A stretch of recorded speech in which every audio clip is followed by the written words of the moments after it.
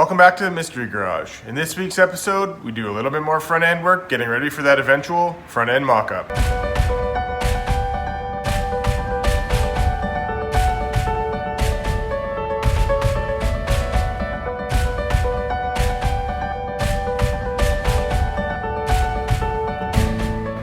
Welcome back, everybody, and thanks for tuning in to this week's Mystery Garage episode. This week I want to put one more episode into getting this front end a little bit farther ahead. And then I think what we'll do is we'll break up the next episode or two, introducing you to another project car, somebody I know who wants me to do a little bit of work to that car, just to give all the body work a little bit of a break. But in today's episode, I think we need to tackle these inner guards, and I think we can start off by stripping them off and getting ready to coat them or undercoat them for long-term use and to really clean up the look of the car. But first we need to tackle those welds I did last episode, grind those down and start cleaning off the inner fenders and getting ready to coat those. So let's get to work.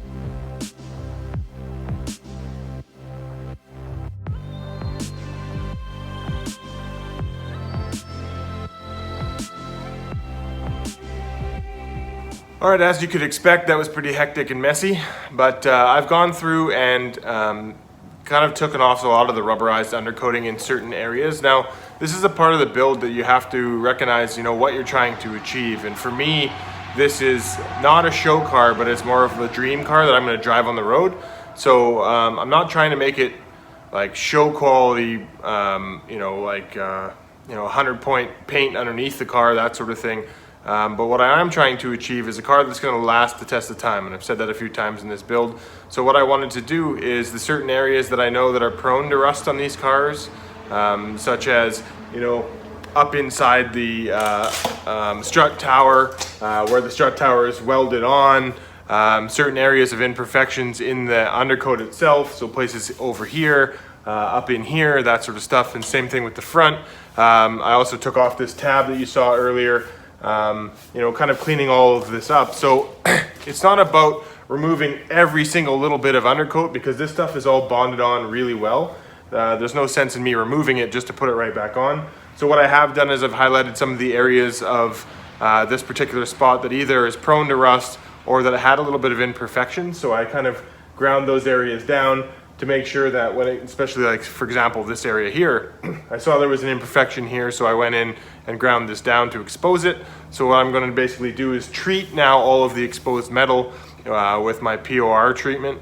I'm not going to paint the entire thing. And then once we're done the POR treatment, I'm going to go ahead and re-undercoat all of this on top of the POR. So the POR is the rust prevention on any of the exposed metal.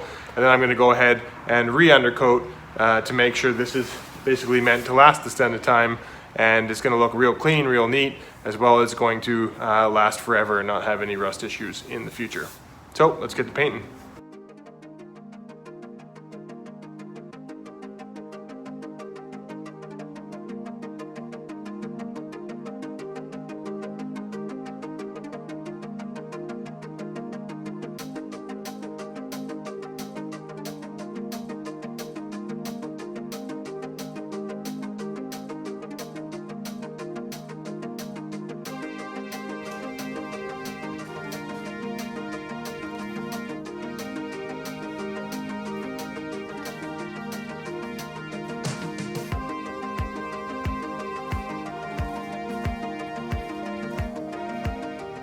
there we are, got all the bare metal painted.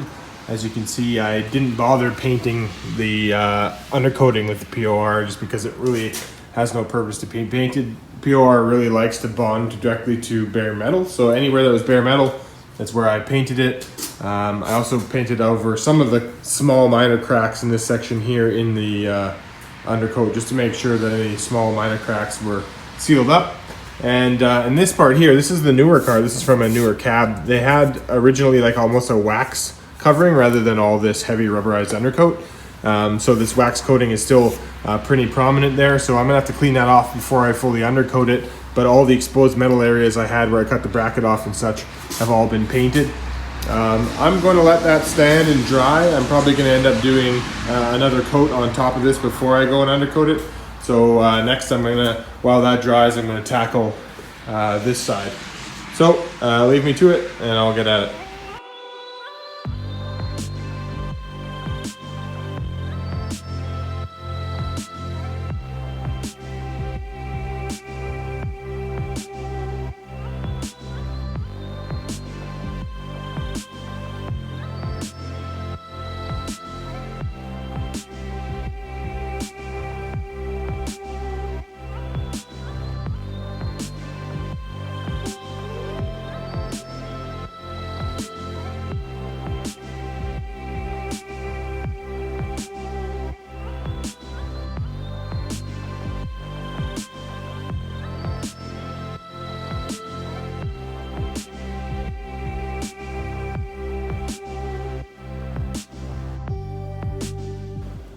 All right, so quite a few hours have passed. I ended up getting a lot of work done. So here, this paint's dry now.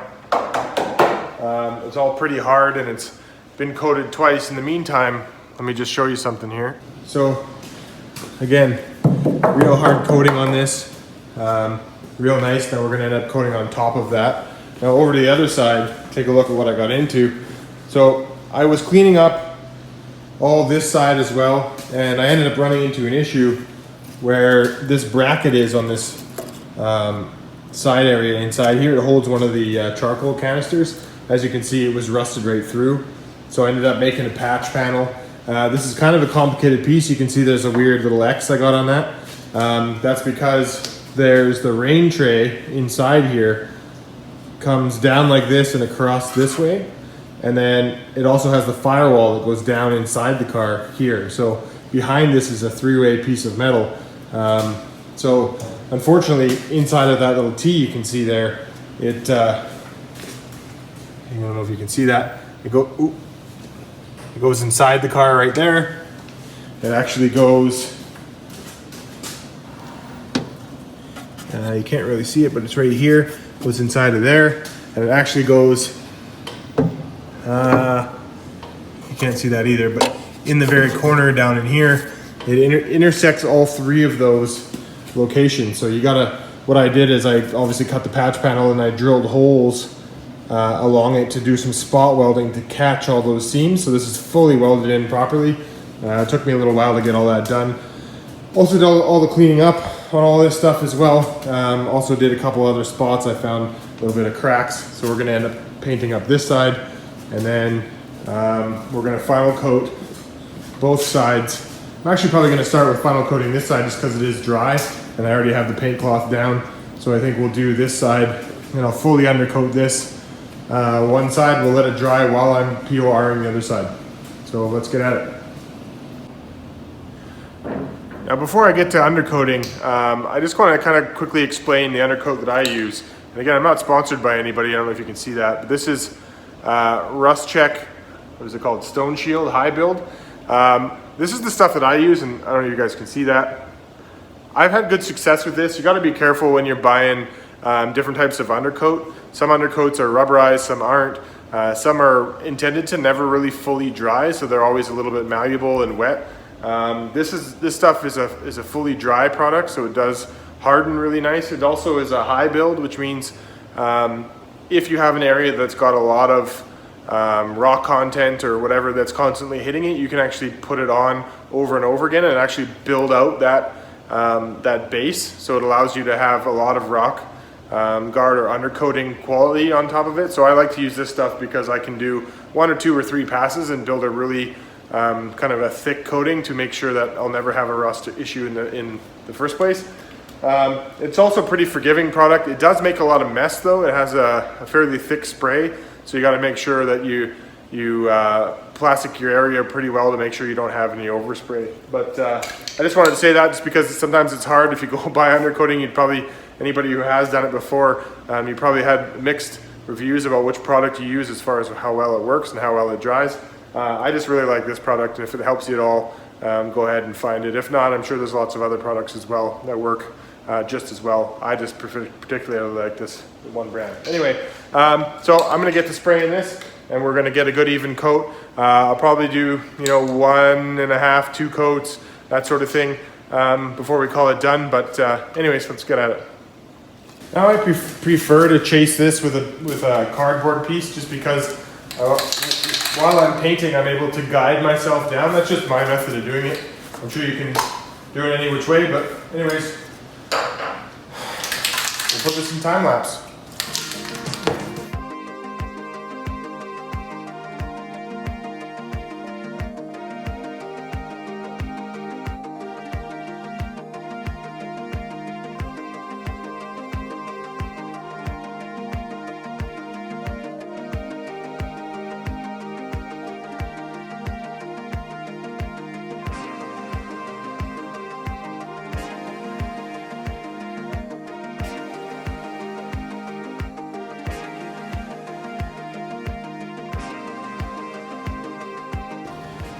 All right, so I just finished spraying, but I want to show you just how well this stuff sets up. Now it's still totally wet, but you can see the quality of the coat.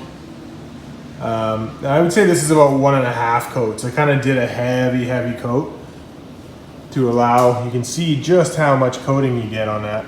And it's got a real nice texture to it. You can see that texture is all around. All inside of the well.